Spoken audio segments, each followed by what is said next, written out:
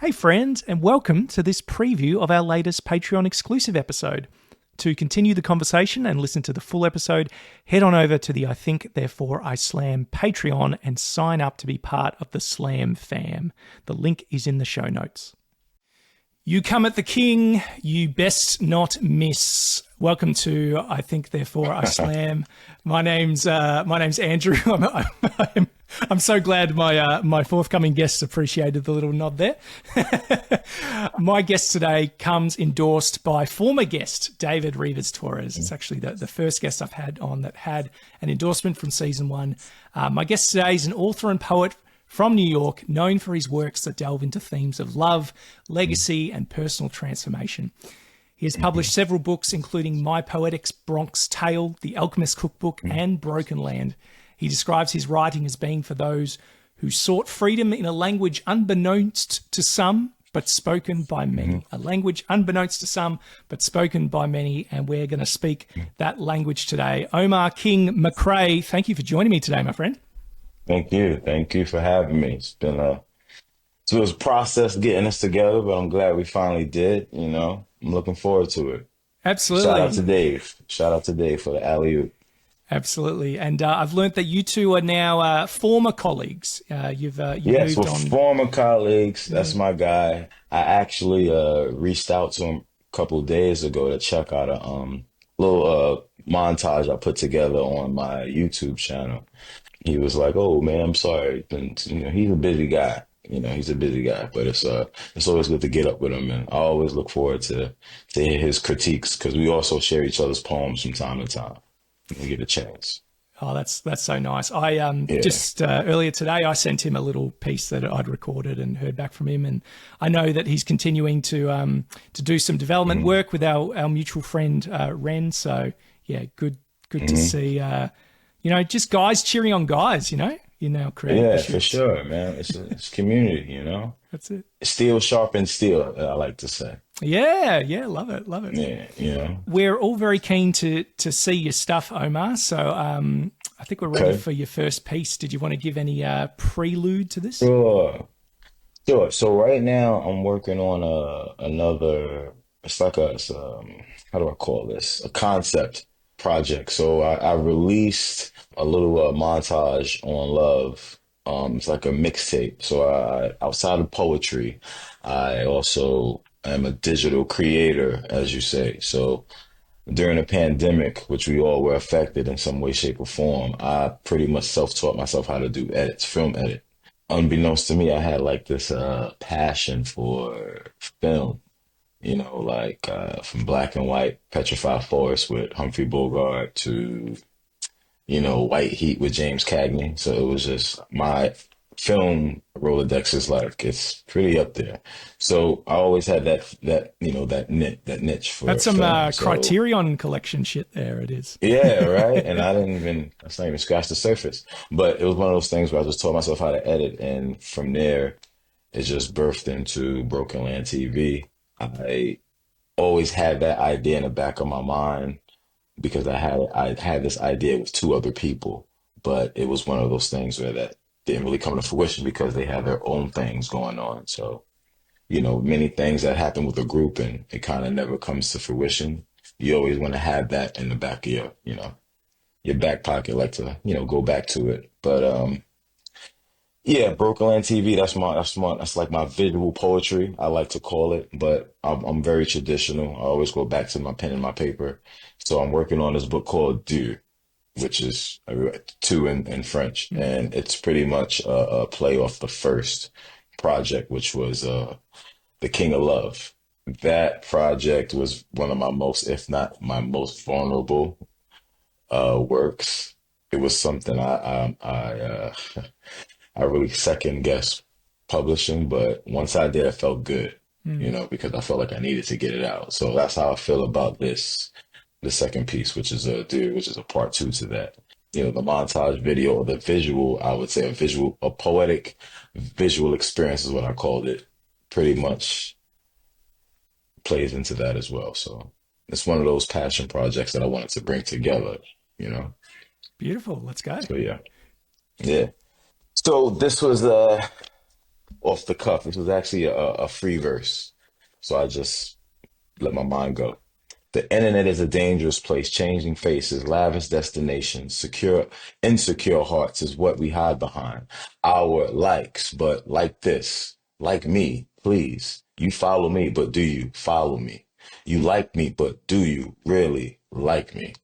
Silly captions hold our minds captive. Your life's highlights, highlights their lives' highlights, but that ain't life, isn't it? Or is it not? Intentions with dimensions, but my stories only tell half the story.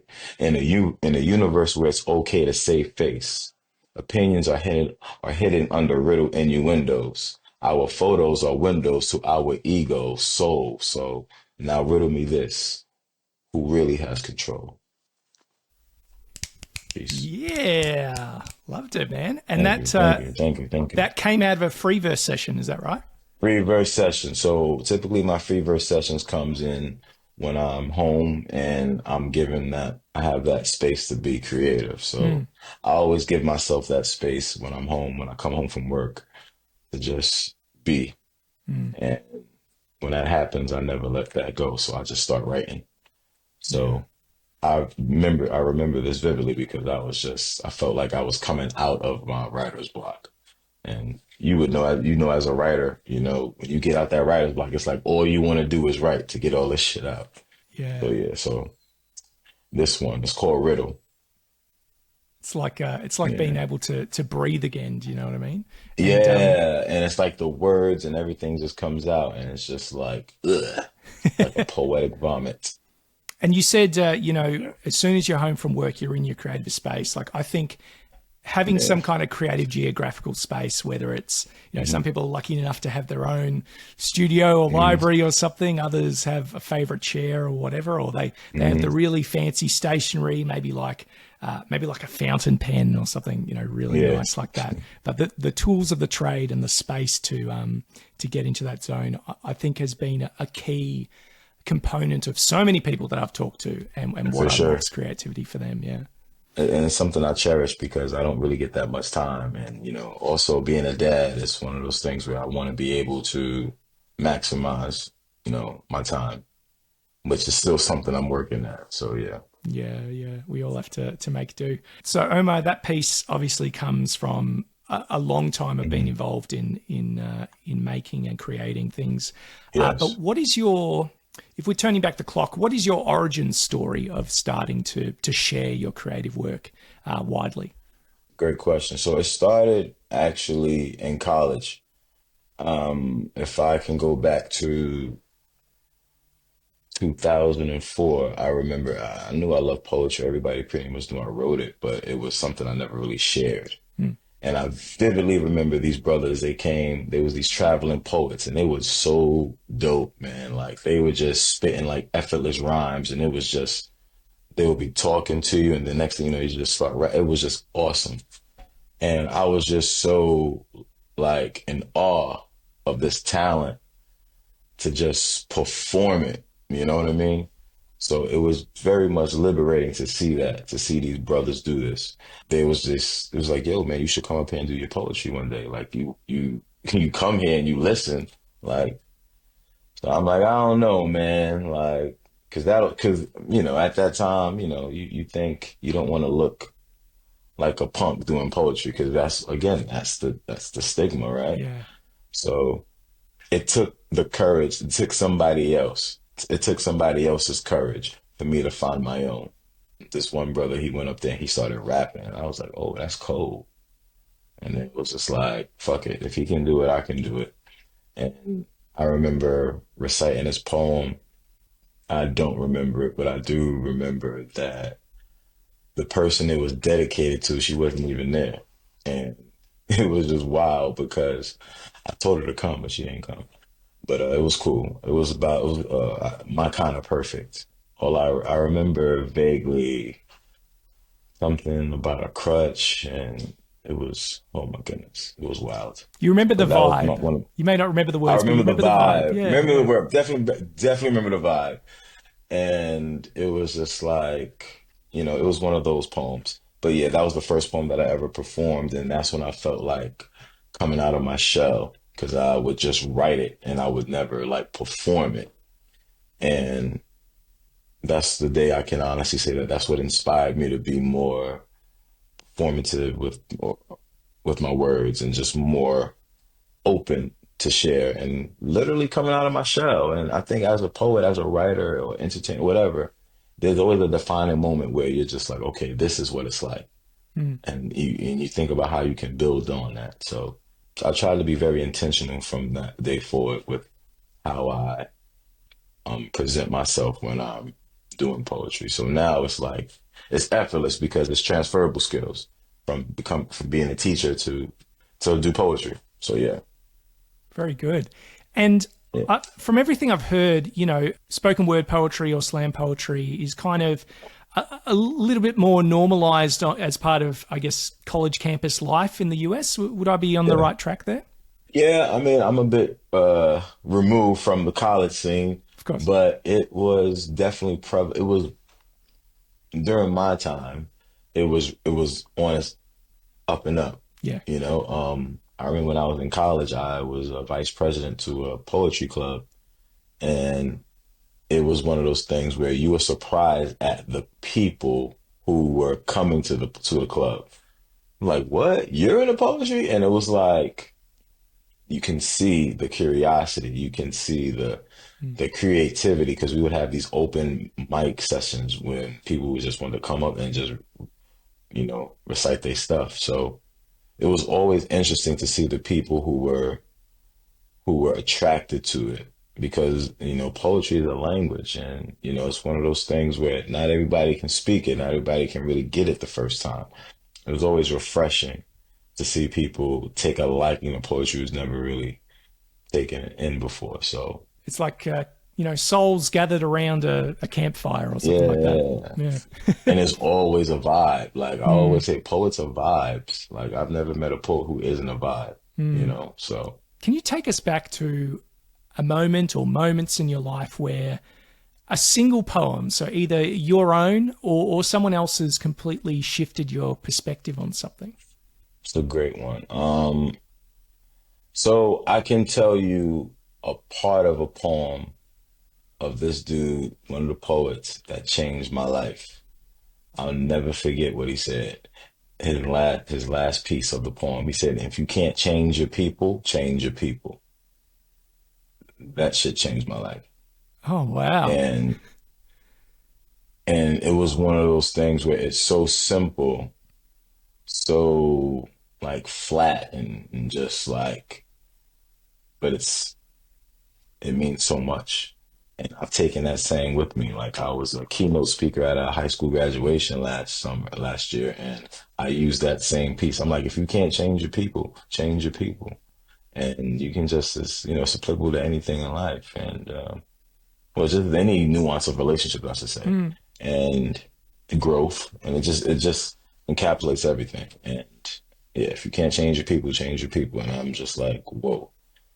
And the poem was essentially about changing oneself and loving yourself, being able to understand that you're the only one that can hold you accountable because you are the person that holds the key to your soul. No one else should hold the key to your soul. Mm. It's almost like a, So a piece of perfect, like poetic wisdom, like you yeah, said. It was perfectly pitched. When that was when you heard that for the first time, did you feel like seen? Did you feel like, oh, they're talking directly to me? Were you in the middle of trying to you work always something get that out? feeling. Yeah, of course. Yeah. I'm like, what? He was talking to my soul. I'm in college. I'm this like aimless kid. I don't know which way is up. I just know I'm here Mm. because this is what they say I gotta do.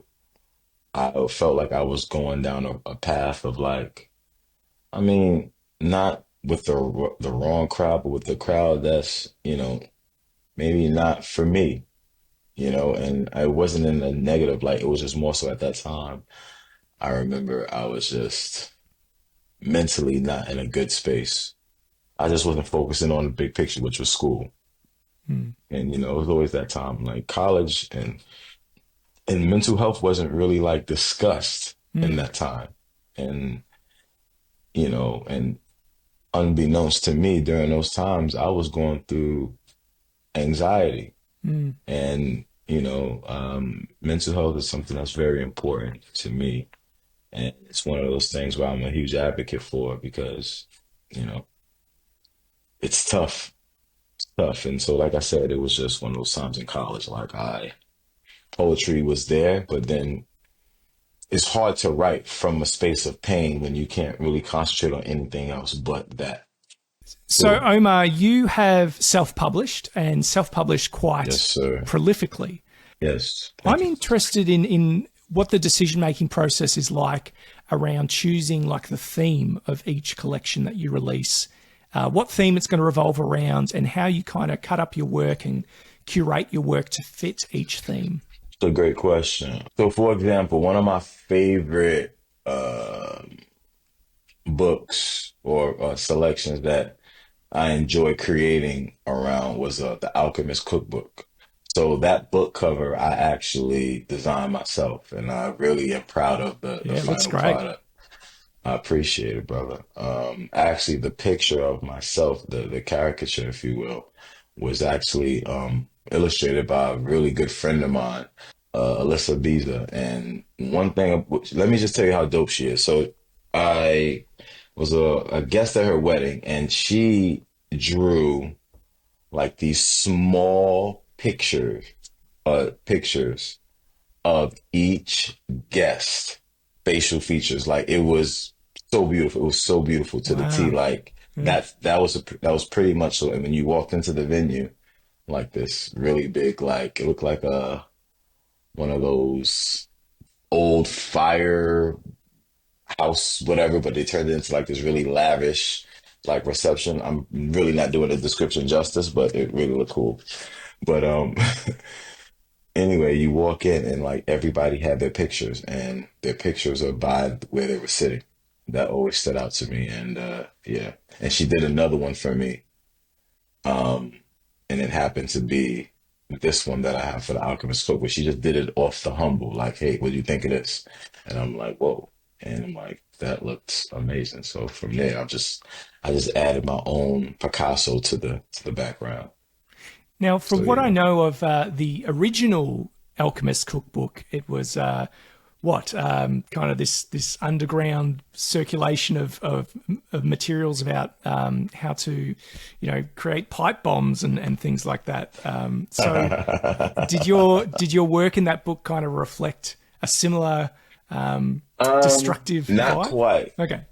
Not quite. I was more so thinking along the lines of The Alchemist and imagining what if the alchemist from, written by Paulo Coelho, Yes. what if he had a cookbook and, what if he was as poetic and vulnerable as I?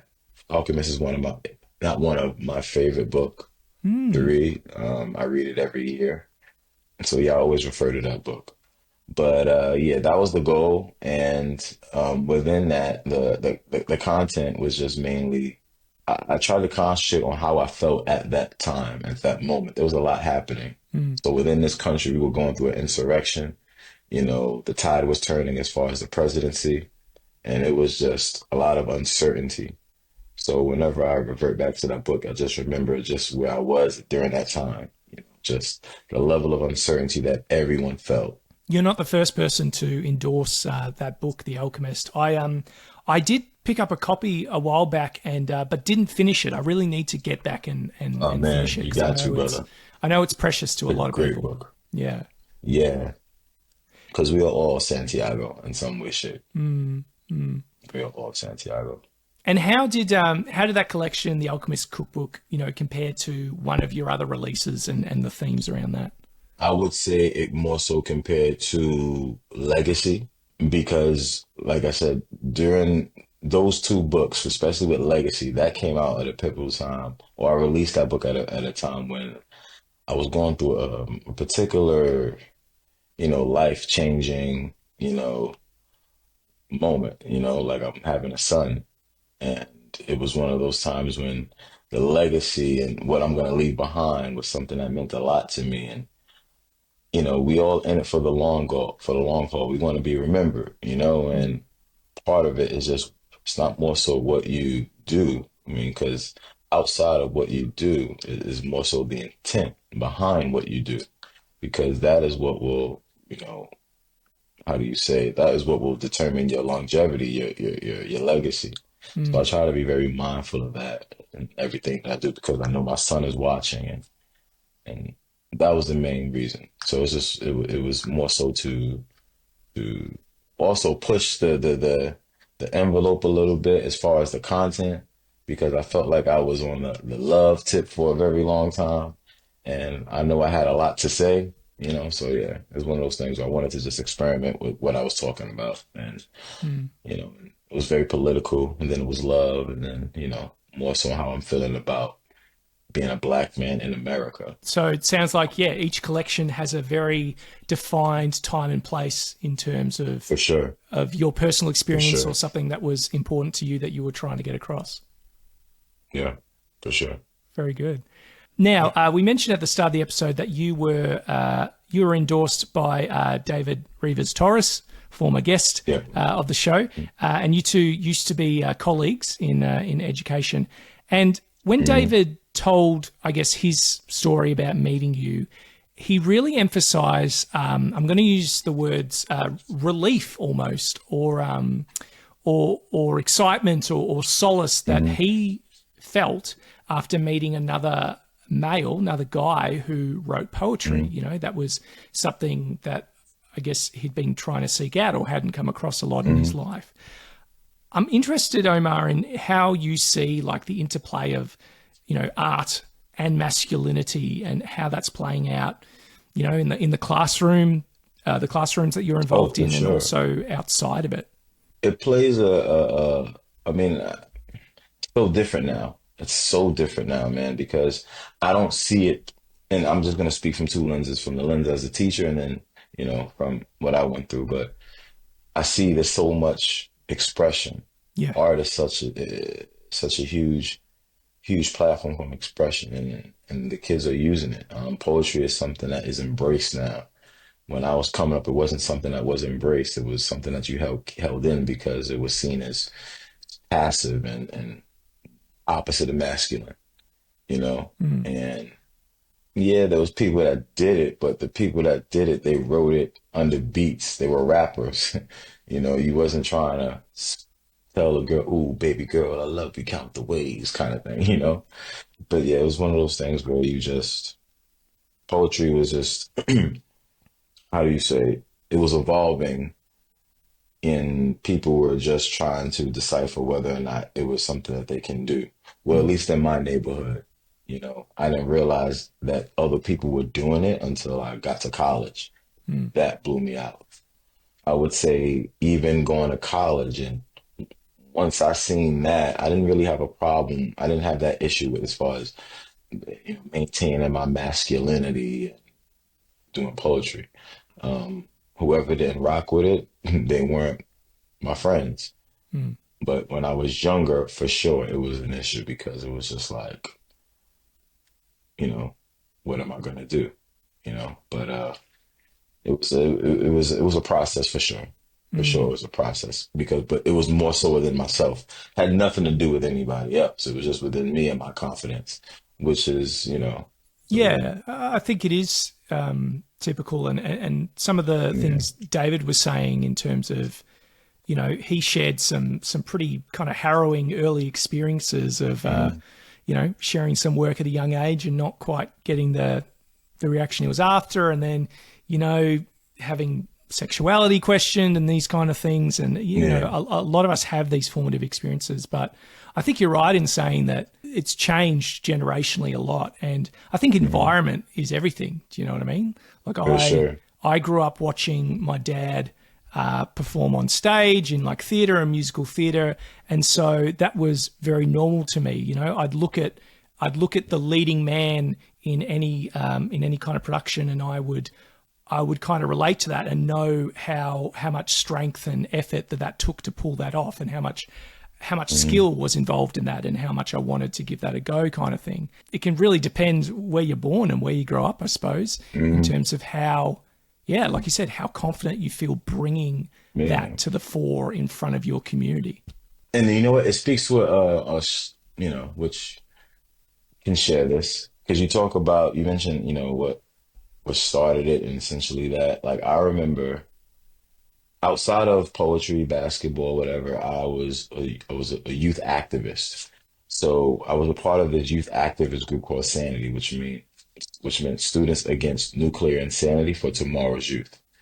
So we would always go to DC and have these youth caucuses or youth workshops, or not even youth workshops, because we would be the youngest there, and we were like the energy in this group. So I'm in this space with like rocket scientists, literally. Yeah. I'm in a space with people who've been doing, who knew the president, who knew it was overwhelming, but it was a beautiful time, and I Yeah. really am. I'm so proud of myself for always embracing that and staying in the moment. You Mm. know, so there was this one time we had to do poetry, and I would write. I wrote a poem, and I didn't read it though. My mentor, she just put it in this booklet of some sort, and I think this lady um, either saw it, but whatever. Her name was Peggy, and she looked at it and she read it. She like, this is beautiful. Like she loved it, and I was just like, okay, like all right. And she's like, you should keep writing. You should keep writing. And I'm like, all right. So as the week, went done with whatever, it was time to go. I go in on the last day. I go to this table that I've been sitting at for the week, and there's a yellow envelope. I'll never forget this, man. And I open it. There's $50 in there, a crispy $50 bill. And she says, never stop writing. Your words, I'll never forget that she said, your words will be the very thing that pays your bills or some shit like that. Like, you're gonna never stop writing. And I never stopped writing. And That's all we need, eh? yeah, and not to get like I don't know, not emotional, but my book King of Love, when I saw my book in the bookstore, I thought of her, and it was just like a moment, because it's in life when you never get a chance to count your wins, you always count your losses. Mm. And that was a win that I'll never forget. Going to that bookstore was one of my proudest moments as an author, Mm. because that's your dream, to see your book in a bookstore. And that's off of the your hard work and your what I'm saying, your thought, your energy, your Mm. ideas. And so that will always be imprinted on my heart and in my mind. And she essentially is responsible for me even wanting to publish my book, my poems, and let alone have other people read them, Mm. where I was so frightened. Hope you enjoyed this preview clip. To continue the conversation and listen to the entire episode, head over to the I Think Therefore I Slam Patreon. The link is in the show notes.